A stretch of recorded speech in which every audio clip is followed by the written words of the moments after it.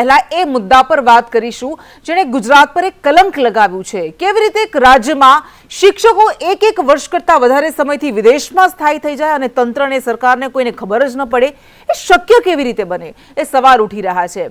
ભણે ગુજરાત, આગળ વધે ગુજરાત, આવા ઘણા મોટા દાવાઓ અને વાયદાઓ કરવામાં આવે, સૂત્રો લખવામાં આવે શાળાની દિવાલો પર।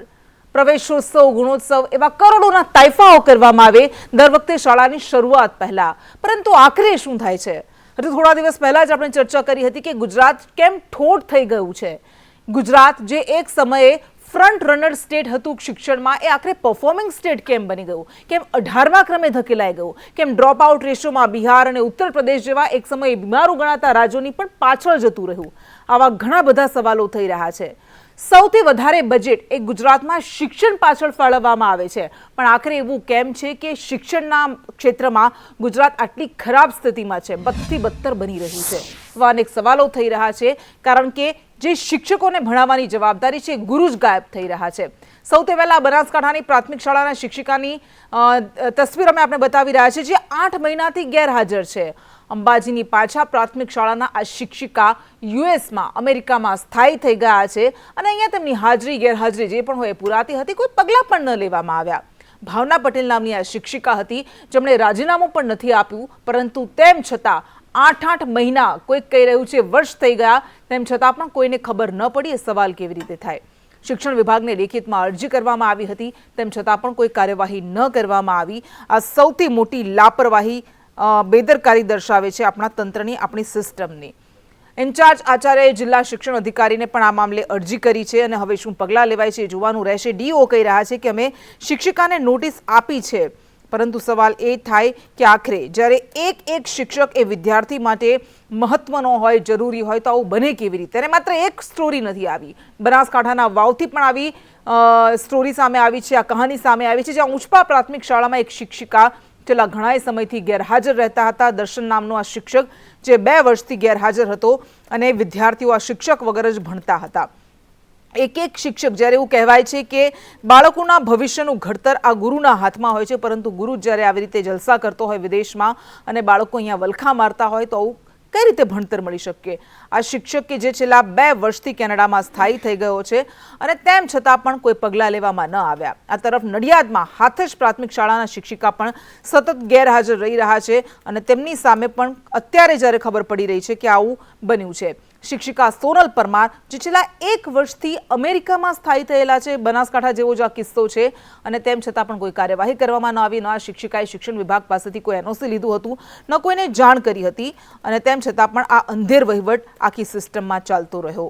તો આવું શક્ય કેવી રીતે હોઈ શકે, એ સવાલ થઈ રહ્યા છે। હવે શિક્ષણ વિભાગ દ્વારા આ સોનલ પરમારને નોટિસ આપવામાં આવી છે, પરંતુ જ્યારે શિક્ષકો ભરતી માટે આંદોલન કરતા હોય, મહિનાઓ સુધી કાયમી અમારી ભરતી કરો, એના માટે રજૂઆત કરતા હોય, અને બીજી બાજુ આ એ શિક્ષકો છે કે જેમના શિરે જવાબદારી છે, જેઓ કાયમી છે પરંતુ ભણાવતા નથી। કપડવંજમાં પણ કંઈક ડમી શિક્ષકનું આવું જ કૌભાંડ સામે આવ્યું છે। આ શિક્ષકની તો હદ થઈ ગઈ, કારણ કે આ શિક્ષકે ન માત્ર ગેરહાજરી નોંધાવી, ગેરહાજર રહ્યા એટલું જ નહીં, વાટા શિવપુરા પ્રાથમિક શાળાના શિક્ષક છે પોતે તો ગેરહાજર રહ્યા, પરંતુ પોતાની પાછળ એક ડમી શિક્ષક મૂકતા ગયા। 80,000નો પગારદાર આ વ્યક્તિ કે જે પોતાની બદલે કોઈ અન્ય વ્યક્તિ પાસે નોકરી કરાવતો હતો, તો એ આચાર્યને ખબર ન પડે, સાથી શિક્ષકોને ખબર ન પડે, ડીઈઓને ખબર ન પડે, એ અશક્ય છે, એ માનવું ભૂલ ભરેલું છે। શિક્ષક આશિષ કુમાર પટેલ, કપડવંજના શિક્ષક કે જે સતત ગેરહાજર રહેતા હતા, અને હવે જ્યારે એક બાદ એક મામલા સપાટી પર આવી રહ્યા છે, પરત ખુલી રહી છે, ત્યારે તમામ સામે પગલાં લેવામાં આવશે એવી બાંહેધરી આપવામાં આવી રહી છે। શિક્ષણ મંત્રી પણ ઊંઘતા ઝડપાયા છે। મુખ્યમંત્રી જ્યારે આવો કોઈ પણ મુદ્દો આવે ત્યારે બોલતા નથી, ખુલાસો કોઈ કરવા માટેની જવાબદારી નથી આવતી। આ શિક્ષકે વિજય નામના વ્યક્તિને પોતાના ડમી તરીકે મૂક્યો હતો, અને વિજય નામનો વ્યક્તિ આ શિક્ષકની જગ્યાએ ભણાવતો હતો, અને આ છેલ્લો કિસ્સો 5મો સામે આવ્યો। કદાચ આ છેલ્લો નથી, ઘણા બધા આવા કિસ્સા છે, પણ હવે સામે આવી રહ્યા છે। મહેસાણામાં આ ભૂતિયા શિક્ષક કવિતા દાસ નામની આ શિક્ષક કડીના રણછોડપુરા પ્રાથમિક શાળાની શિક્ષક હતી, પરંતુ આ શિક્ષક પણ સતત ગેરહાજર રહેતી હતી। તો આ તો કેવો અંધેર વહીવટ ચાલી રહ્યો છે? આ ગુરુ ગાયબ કેમ થઈ ગયા અને કેમ કોઈને ખબર ન પડી? શિક્ષિકા કવિતા દાસ પણ 9 મહિનાથી વિદેશમાં હતા, અને હવે જ્યારે આ મામલો સામે આવ્યો છે ત્યારે શિક્ષણ વિભાગ દ્વારા કહેવામાં આવી રહ્યું છે કે પગલાં લેવામાં આવશે।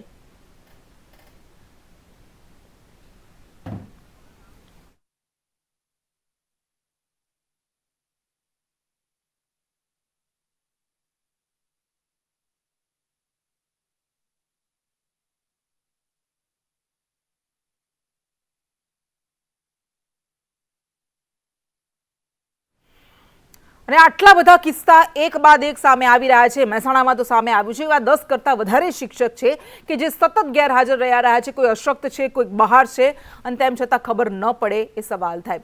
અને આ બધા વચ્ચે કેવી રીતે મંત્રીઓ ઊંઘતા ઝડપાયા છે, અજાણ ઝડપાયા છે, એ પણ સાંભળી લઈએ શિક્ષણ મંત્રી શું કહી રહ્યા છે.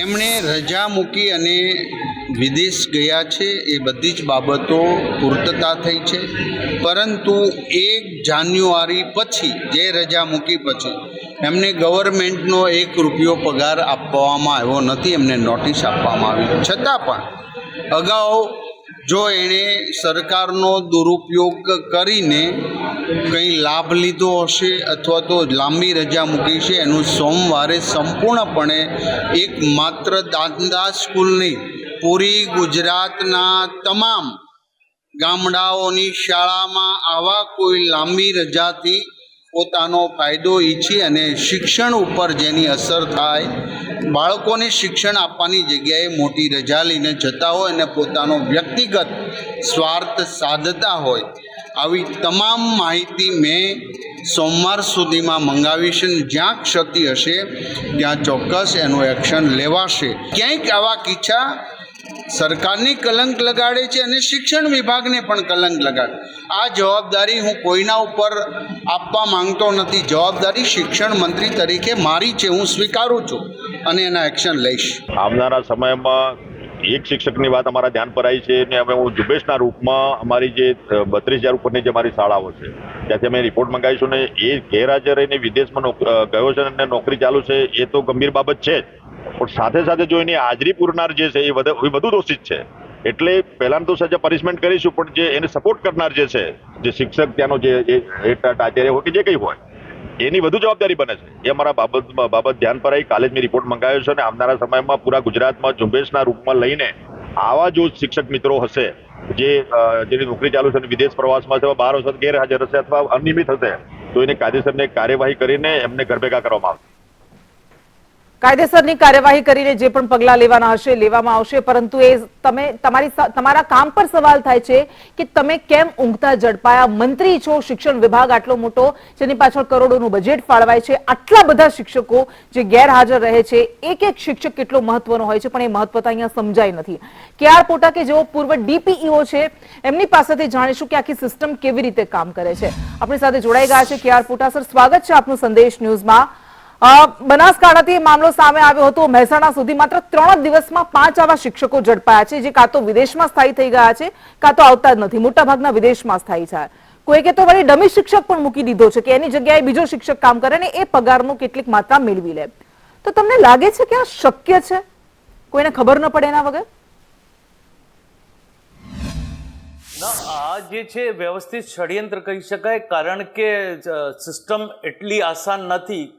પાસપોર્ટ માટે NOC લેવું પડે, એના બાદ બહાર જવું હોય વિઝા માટે, એના માટે NOC લેવું પડે, રજાઓ મૂકવી પડે અને રજાઓ મંજૂર કરાવવી પડે. અને DPOને 90 કે 120 દિવસ સુધીની સત્તા હોય અને એ સિવાય ડાયરેક્ટર પ્રાઇમરીને કેસ મોકલવું પડે. તો આવા કિસ્સામાં રજા સુધીનું પ્રોબ્લેમ રહે છે, એટલે આસાન નથી કે કોઈને ખબર ન પડે. ઉપરાંત મુખ્ય શિક્ષક જે શાળાઓનું સંચાલન કરે છે એમાં એની સામે કોઈ શિક્ષક ન હોય, એને ખબર ન પડે, એ બની શકે નહીં.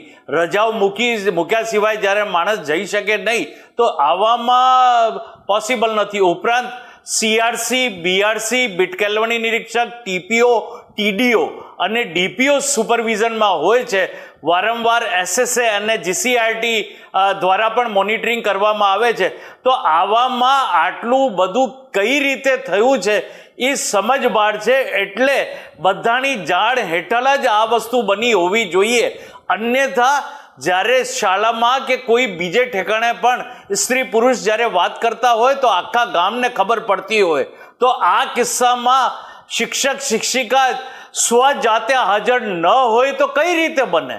આ શક્ય જ નથી. અને સિસ્ટમ એટલું ક્લિમ્ઝી અને કોમ્પ્લિકેટેડ છે કે કોઈ માણસ પોતાની ફિઝિકલ હાજરી નથી એ પુરવાર કરી શકે નહીં.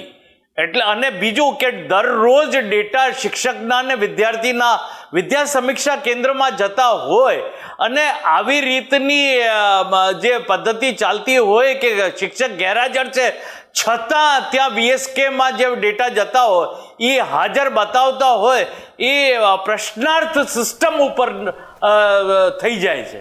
હા, એટલે સિસ્ટમ તો આખી ઊંઘતી ઝડપાય છે. સિસ્ટમમાં તો કેટલા બધા છીંડા છે, અથવા તો છીંડા નથી, એનો ગેરફાયદો ઉઠાવાયો છે.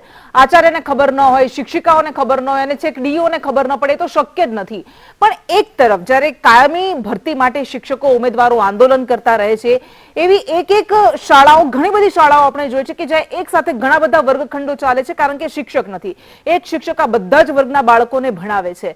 ગુજરાતની હાલત શિક્ષણમાં કેવી રીતે સતત પાછળ જઈ રહી છે, સતત બદતર બની રહી છે, શિક્ષણનું ખાનગીકરણ થઈ રહ્યું છે, આ બધા જ મોટા પડકાર છે, બધા જ મોટા મુદ્દા છે. અને આ બધા વચ્ચે આવું થાય છે, તમને નથી લાગતું કે આ બહુ મોટું સંકટ છે?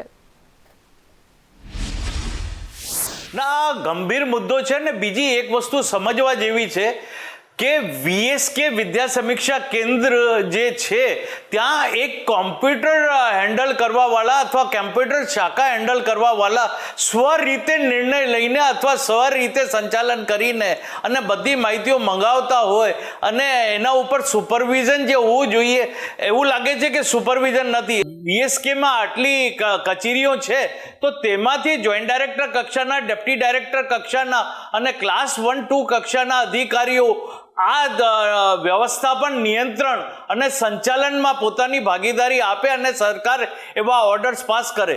બીજું કે જ્યાં કમ્પ્યુટર એક એવી વ્યવસ્થા છે કે જ્યાં ડેટા એકત્રિત થતા હોય, કોઈ પણ એજન્સી જે ડેટા મોકલતી હોય તો બીજા એને સંગ્રહિત કરતા હોય અને સંગ્રહિત કરીને એને જે કરવાનું હોય એ કરશે. પરંતુ જો શાખા હોય તો કારણો મળી શકે. આજે કોઈ શિક્ષક હાજર નથી કે હાજર છે તો એ કઈ રીતે, શું કારણોસર હાજર છે ને શું કારણોસર નથી હાજર, એની વિગતો ડિટેલમાં ન હોય ત્યાં સુધી જાણ ન થઈ શકે. નંબર 1. નંબર 2 કે આના માટે શાખા હોવી જોઈએ. ડાયરેક્ટ કોમ્પ્યુટર ઉપર ડેટા જવું અને એકત્રિત કરવું એ માત્ર ભેગું કરવા જેવું છે. એના માટે પૃથક્કરણ, એનાલાઇસિસ અને સેગ્રીગેશન અને કારણો પ્રસ્થાપિત કરવાના હોય એની સંભાવના નજર આવતી નથી. અને આને માટે રિસર્ચ માઇન્ડસેટ હોય છે. એક કમ્પ્યુટર ડીલિંગ કરવા વાળો, કમ્પ્યુટર હેન્ડલ કરવા વાળો રિસર્ચ માઇન્ડસેટ જો ધરાવતા હોય તો એની નિમણૂક GCRT કે SSN ની મેઇન વિંગમાં થવી જોઈએ. બિલકુલ, આભાર સર આપનો સંદેશનું સાથે વાત કરવા માટે. એટલે આ તો કેવો અંધેર વહીવટ ચાલી રહ્યો છે અને આવા કેટલા ગુજરાતમાં શિક્ષકો હશે, આ ગુજરાતનું કયું મોડેલ છે કે જેમાં ભણતરની આવી હાલત છે, એ ઘણા બધા સવાલ થાય છે અને આ મામલે ખરેખર તપાસ કરવી જોઈએ, આવા શિક્ષકો સામે કાર્યવાહી કરવી જોઈએ. અને હવે આપણે વાત કરીશું, જ્યારે આજે વિશ્વ સિંહ દિવસ છે ત્યારે સાવજ, ગુજરાતની આન બાન શાન ગણાતા આ સાવજ સામે શું સંકટ છે તેના વિશે વાત કરીશું. તો એશિયાટિક લાયન જે એકમાત્ર ગુજરાતના ગીરમાં છે ને એટલા માટે જ આ સાવજ એ ગુજરાતની આન બાન શાન છે, ગુજરાતનું ગૌરવ છે. આ સાવજની ડણકથી ગુજરાત ધમતું રહે છે, ગુજરાત ધ્રુજતું રહે છે. એ ગીર એ સોરઠનો વિસ્તાર. પરંતુ ધીમે ધીમે સિંહનું સંરક્ષણ કરવામાં આવી રહ્યું છે, સંવર્ધન કરવામાં આવી રહ્યું છે. એના કારણે સિંહની સંખ્યા તો સતત ઉત્તરોત્તર વધી રહી છે, પરંતુ આ સિંહ સામે સંકટ પણ એટલા મોટા જ ઊભા થઈ રહ્યા છે. આ સુંદર મજાનો એ ગીત છે અને આ જે ગુજરાતની શાન છે, ગુજરાતનું ગૌરવ છે, એ આ સાવજ પર હવે સંકટની આપણે વાત કરીશું. કારણ કે વિશ્વ સિંહ દિવસ છે એ મુખોટા પહેરીને, એ માસ્ક પહેરીને તો ઉજવણી કરવામાં આવી જ રહી છે, ગર્જના કરવામાં આવી રહી છે અને ગુજરાત સરકાર દ્વારા પણ વિવિધ રીતે એની ઉજવણી કરવામાં આવી રહી છે, ઉત્સવો કરવામાં આવી રહ્યા છે. પરંતુ સાવજ પર સંકટની વાત કરીશું. 2015માં સિંહની સંખ્યા જે 523 હતી એ 2020માં 671 થઈ ગઈ છે. ઉત્તરોત્તર સંખ્યા વધી રહી છે, જે ખૂબ સારી વાત છે. પરંતુ છેલ્લા 2 વર્ષમાં 30 જેટલા સિંહના, સાવજના અકુદરતી મોત થયા છે, જે ચિંતાજનક પણ છે. આજ ગુજરાતમાં ટ્રેન નીચે કચડાઈને આ સિંહ મોતને ભેટી રહ્યા છે. થોડા સમય પહેલા જ આપણે જોયું હતું કે ટ્રેન નીચે ટ્રેકમાં એક સિંહ જે મોતને ભેટ્યો હતો કચડાઈને, અને એની તસવીર સામે આવી હતી જે ધ્રુજાવી દે તેવી તસવીર હતી. સુરેન્દ્રનગરથી પીપાવાવની રેલવે લાઇન એ સિંહો માટે સૌથી મોટો ખતરો છે. વારંવાર વાત કરાય છે, હાઈકોર્ટ દ્વારા પણ ફટકાર લગાવાય છે કે કરો છો શું, તો આખરે શું સમસ્યાનું સમાધાન છે એ સવાલ થાય. 2023 થી ઓગસ્ટ 2024 સુધીમાં 8 જેટલા સિંહના ટ્રેન નીચે કચડાઈ જવાને કારણે મૃત્યુ થયા છે. બીજો એક મોટું સંકટ, ખેતરને જંગલી પ્રાણીઓથી બચાવવા માટે જે ઇલેક્ટ્રિક ફેન્સિંગ લગાવવામાં આવે છે એનો શિકાર જંગલનો રાજા પણ બને છે. અને અન્ય મોટું સંકટ, અન્ય મોટો ખતરો જે સિંહ માટે છે એ છે ખેતરોમાં દિવાલ વગરના કુવાઓ, કારણ કે આ જ કુવાઓમાં પડીને ઘણા બધા સિંહ મોતને ભેટી રહ્યા છે. આ ઉપરાંત ગેરકાયદે લાયન શોથી સિંહને હેરાનગતિ થઈ રહી છે, કારણ કે ગીર એ સિંહોનું ઘર છે, પરંતુ એમાં માણસ સતત દખલગીરી કરી રહ્યો છે માત્ર પોતાના ક્ષણિક મનોરંજન માટે, અને એના કારણે સિંહ હેરાન થાય છે. કેટલાક તત્વો દ્વારા વારંવાર આપણે જોઈએ છે કે સિંહને પજવણી કરવામાં આવે છે, શિકાર મૂકીને સિંહને જાણે કે એ શ્વાન હોય એ રીતનું એની સાથે વર્તન કરવામાં આવે છે. આ ખૂબ ગંભીર બાબત છે અને આ બધા એ સંકટ છે કે જેનું સમાધાન તાત્કાલિક લાવવું જરૂરી છે.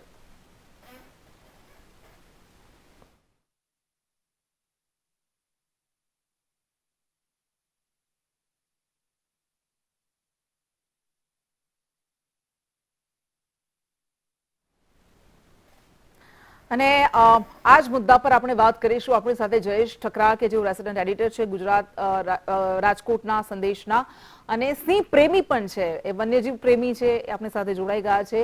જયેશભાઈ, સ્વાગત છે આપનું સંદેશ ન્યૂઝમાં. આપણે ગુજરાત આજે આખું સિંહ દિવસની ઉજવણી કરી રહ્યું છે, કારણ કે એશિયાની એકમાત્ર ધરોહર એ ગુજરાત પાસે છે, જે ભારતની આન બાન શાન છે ગુજરાત પાસે છે, એટલે ગૌરવ લેવા જેવી બાબત તો છે જ, પરંતુ સાથે સાથે શરમાવા જેવી અને ચિંતા કરવા જેવી વાત એ પણ છે કે સિંહ માટે અનેક સંકટ પણ છે. શું લાગે છે આપને કે શું થવું જોઈએ અને ક્યાં ખામી રહી ગઈ છે? સૌપ્રથમ તો તમામ સિંહ પ્રેમીઓને વિશ્વ સિંહ દિવસની ખૂબ ખૂબ શુભકામના. પરંતુ હું માનું છું કે સિંહ દિવસની ઉજવણી તો જ સાર્થક ગણાય કે જો આપણે એશિયાટિક સિંહોને અભયદાન આપી શકીએ. કારણ કે પૂરા એશિયામાં માત્ર આપણી જ પાસે આ ધરોહર હોય, અને આમ છતાં આપણે ત્યાં સિંહો ટ્રેન હેઠળ કપાતા હોય, આપણે જ ત્યાં સિંહો ખુલ્લા કૂવામાં એમના માટે મોતના કૂવા બનતા હોય, અથવા તો ખેતરોની ફરતે જીવતા વીજતારો લગાડવામાં આવે અને રીબાઈને વીજ શોકથી સિંહો મૃત્યુ પામતા હોય, તો મને લાગે છે કે આવા સિંહ દિવસની ઉજવણી નિરર્થક છે. આપણે લાખો લોકો સિંહોના માસ્ક પહેરી સિંહોની ગર્જના કરીએ અને સિંહોને બચાવવા માટેના શપથ લઈએ, અને ખેતરો ફરતે વીજ ફેન્સિંગ લગાવવી એ ગંભીર અપરાધ છે, તો એમનું કડક પાલન થઈ શકે, જંગલની અંદર સિંહોની પજવણી ના થાય એ માટે અત્યારે અદ્યતન ટેકનોલોજીનો ઉપયોગ થવો જોઈએ. હાઈકોર્ટ આટલી બધી ફટકાર લગાવે છે કે ધસમસતી ટ્રેનો હેઠળ સિંહો કપાઈ જાય અને વન વિભાગ અને રેલવે તંત્ર શું કરે છે, અને આપણે એમ કહીએ કે આર્ટિફિશિયલ ઇન્ટેલિજન્સ વડે હવે સિંહોને બચાવવામાં આવશે, અને છતાં સિંહો કપાતા રહે. છેલ્લા 2 મહિનામાં જ તમે જુઓ, મહામૂલા 8 સિંહો કપાઈ ગયા. અને આવી પરિસ્થિતિ વચ્ચે લાખો લોકો અહીંયા સિંહો જોવા માટે આવે છે. આપણે વધુ ને વધુ સફારી પાર્ક બનાવી રહ્યા છીએ કે લોકો સિંહોને જોવા આવે, અને એનાથી આ કરોડો રૂપિયાની કમાણી પણ થાય. પરંતુ હું માનું છું કે સિંહો માત્ર કમાણીનું સાધન નથી, સિંહોની પોતાની પણ એક જિંદગી છે અને પોતાની પણ એક હેબિટેટ છે.